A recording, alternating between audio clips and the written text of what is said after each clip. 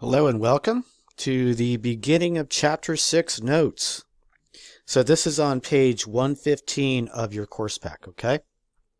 So in this chapter, we're going to be talking about different inventory costing methods. So we'll talk about first in, first out, last in, first out, specific identification, and also weighted average. All right, and then we'll talk about the effects of each one of those costing methods on cost of goods sold, the value of ending inventory, and also on net income. Okay, so let's go ahead and jump into it here. On the first page, we're talking about inventory items, and we said this is kind of a repeat of some chapter 5 stuff, okay, where it says, merchandise inventory includes all the goods that the company owns and holds for sale. So the intent with merchandise inventory is that we have to sell it, is that we're intending on selling it, okay? So some of this FOB shipping point, FOB destination, we talked about back in chapter 5. If the purchaser is responsible for paying the freight and the ownership passes when the goods are loaded on the transport vehicle, that's FOB shipping point, just like what we talked back in chapter 5.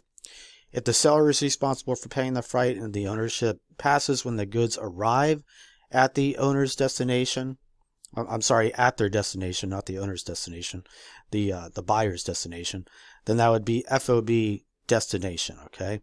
So the seller is responsible for paying the freight, the ownership passes when the goods arrive at the purchaser's destination. That's FOB destination. And we can see that right over here, okay? Let's talk about goods on consignment.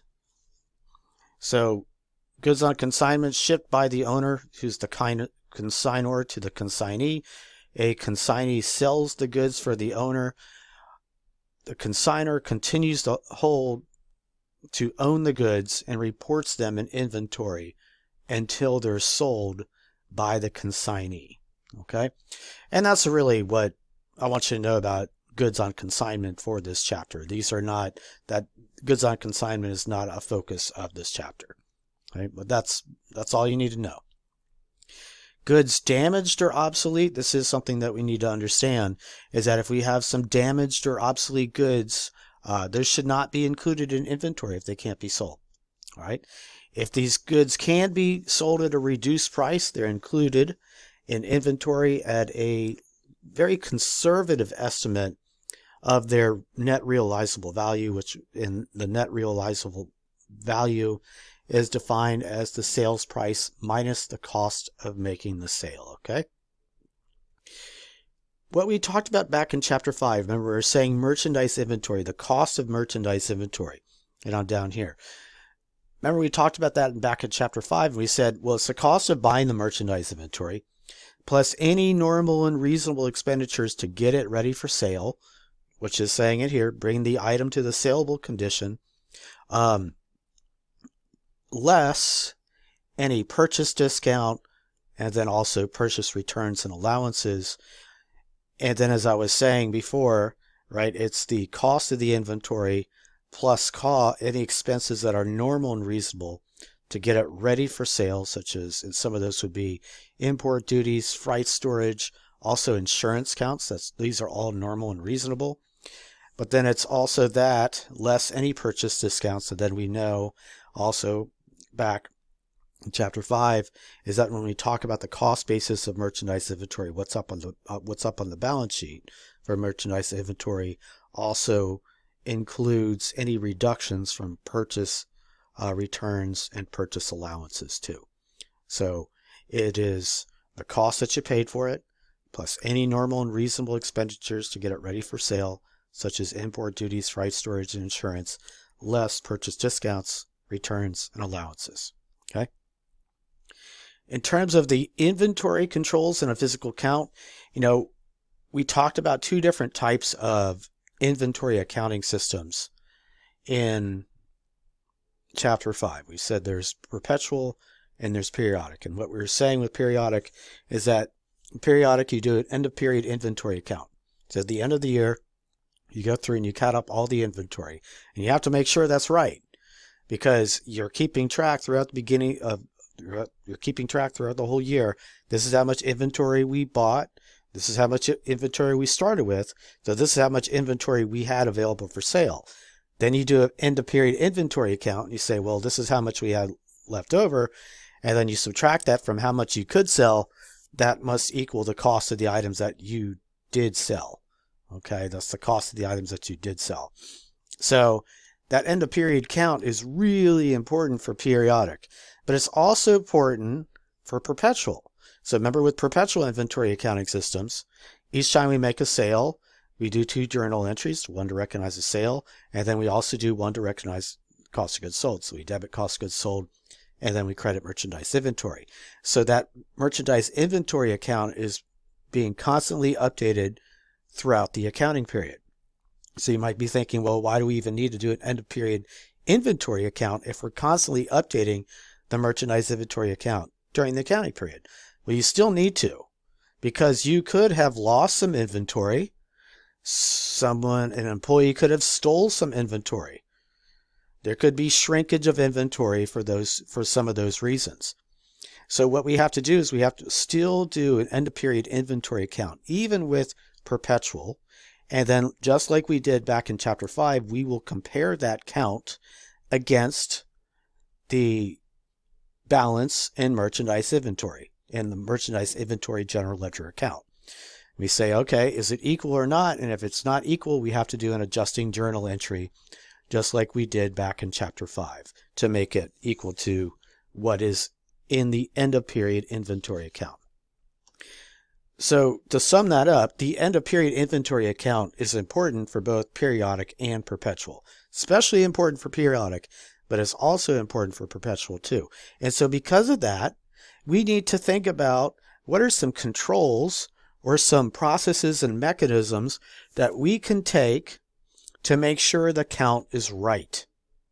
Because it's so important that we get that count right. So what are some things that we can do to make sure the count is right? Well, we could say the counters of inventory are assigned and don't include those who are responsible for inventory. Because what we want to do is to make sure that we separate out those duties. I'm sorry, I'm having some problems with the document camera. Okay, seems to have calmed down. Okay, sorry about that, some focus problems there. And again, as I was saying, this is the end of period, so it's the end of the fiscal year.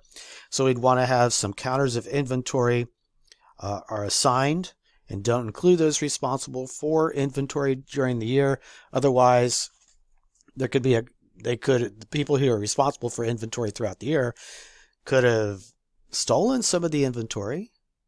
And if you let them also count it, well, then that's a problem. So you want somebody else to count it. Okay, someone who's not responsible. Okay, so that helps to reduce fraud. The other thing is that you might want to have a second count. You can have multiple counters, but you might want to have a second count too. That would be done by different counters. Okay, because we have to make sure that end of period inventory count is correct. All right. So what I want you to do now is to do these 3 quick check problems on page 118. This one shouldn't be too bad, right? We should be able to just know that one. Number 63, think back to some of the stuff that we did back in chapter 5, okay? Where we were talking about, remember, we had beginning inventory plus purchases of inventory equals merchandise available for sale, and then merchandise available for sale, it's either sold, which means it goes to cost of goods sold, or it's not sold, which means it stays in ending inventory. So use what I just said to answer this question, and then go ahead and give this one a try too, okay? Pause the lecture video, and then we'll come back. And then I'm going to end this lecture video after we go over these problems and start on the next page, okay? Thanks. Okay, hello and welcome back. So number 61, goods in transit are included in a purchaser's inventory when the purchaser is responsible for paying the freight charges, FOB shipping. Okay, that's FOB shipping. That's what that's getting at. So you can see that's why FOB destination is wrong, because that's when the seller still is responsible for the goods in transit until it arrives at the buyer's location. Okay. Number 63, regardless of the inventory costing system used, cost of goods available for sale must be, remember what we had is we had beginning inventory right over here, and then we have our purchases, and then those two come into merchandise available for sale, MAS, merchandise available for sale, and then they either go to ending inventory if they're not sold, or they go to cost of goods sold if they are sold. So the right answer is D, which is right there, ending inventory, cost of goods sold. Number 66, the answer is E, cost included in merchandise inventory account can include all the following: the invoice price minus the purchase discount, yes. Transportation in, which is any freight charges, shipping, yes, that is possible, that's normal and reasonable. Storage, yes, that's normal and reasonable. Insurance, yes, normal and reasonable. E, damaged inventory that cannot be sold, you can't include that merchandise inventory. Okay? All right, so I hope you got all this right. I'm going to go ahead and stop this lecture video now, and then the next one we'll pick up on page 119, where we'll start talking about different inventory costing methods. Okay? Thanks.